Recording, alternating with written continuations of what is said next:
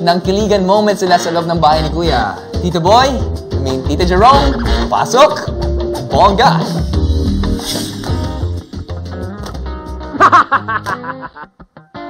Close na rin talaga kayo sa labas. Usap-usap na rin. Paano ka manligaw, Makoy? Kasi kung tahimik, bes. Kung tahimik, bes. Chinito eyes. Pag ang mga tahimik na lalaki, paano sila manliligaw? Magsasabi ba sila sa alam ko yan. Gusto kita?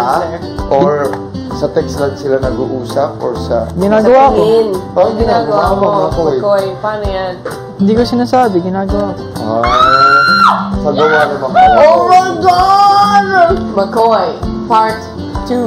Katanong ni Jerome. Sinasabi Anong mo ba? ginagawa mo para maintindi nila na nanliligaw ka? Yeah, paano malalaman ng babae na nanliligaw? Sabi niya raw ginagawa. So, paano kung yung babae hindi Di ba masyadong hindi ka mapakiramdam? Yeah. Hindi kasi ako niniwala sa ligaw eh. Gusto ko, araw-araw ko niligawan yung babae. Pero paano yun? Kunwari, si araw-araw mo niligawan, paano malalaman ng babae na gusto mo nga siya? Sasabihin mo ba? May araw na may sabihin ko. Mini-make sure ko lang kasi syempre, nandun pa din yung magulang. Kailangan respetuhin pa din. Saan kayo nagtatampuhan? Hindi to recent, pero ito yung... pero ito yung naalala ko. Pagkalabas pa lang namin ng bahay dito, after nung celebrity edition, di siya nagparamdam na. Siguro, ano lang ako. Kopya. O hindi ah. Ito. Hindi, ano Hindi ko siya pinakitaan. Makoy. Pinakitaan ko nga siya, pero di siya opya. Ibig sabihin niya, pinakitaan. Hindi kasi, baka naman kasi ang iniisip din ni Makoy, di ba nga meron nga nun yung kay Jerome? yun ni... Yung ano. So baka dumistansya lang din si Makoy kasi May respeto, syempre may respeto din ako. May last and final question na kami bago tayo mag-end. Nagliligawan na ba talaga kayo sa stage na to? Siyempre ang sasagot niyan si Makoy. Oo. Or kayo na nga ba? Ano sa dalawa? Nagliligawan or kayo na? A or B? Hindi, inisip ko pa yung mami niya. Ha? Una muna yung mami niya. Pinuuna mo muna Pabebe, namin. Pabebe. Pa-sweet to, guys. Pa-sweet. Pa-gentle. Oo, pa-gentle. Feliz, ikaw naman. May pag-asa ba si Makoy if ever? May pag-asa ba? Labanan mo siya. May pag-asa nga ba? Habang may buhay, may pag-asa.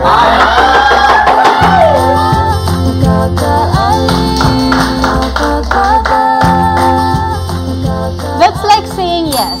Yes. Diba? Kilig.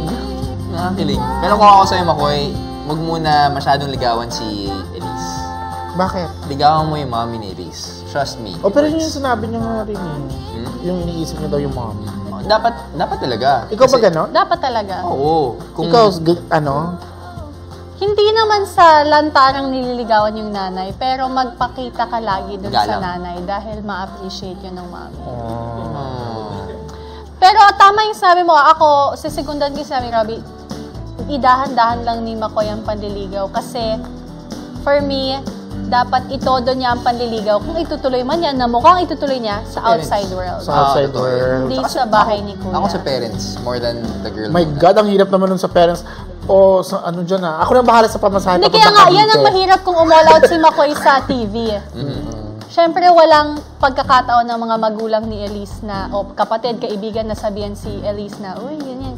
Yung, silang dalawa lang eh, parang, kumbaga, Perfect state of mind. Yes. Perfect lahat. Perfect world. Kayong dalawa lang, walang ibang tao. Pero syempre sa tunay na mundo, kaya dapat itodo talaga ni Makoy, hindi sa loob ng bahay. Pero paglabas na nila, pag kasama ni Elise yung mga iba pang taong importante. Nakakuha ko yung sinasabi ni Makoy din na parang pause muna sa panliligaw after the whole... Kakayanin ba nila sa loob ng bahay?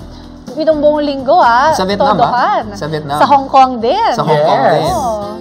Parang wag nga masyado dito sa loob ng bahay. Sa labas, pwede. At feeling ko, magkakatotoo yung sinabi ni Elise, habang may buhay, may pag-asa. Malabo hindi. Alam na natin. Alam na this. Alam na na. din. Oh, ayan. Nakapal. Nakapal, alam na this. Pero...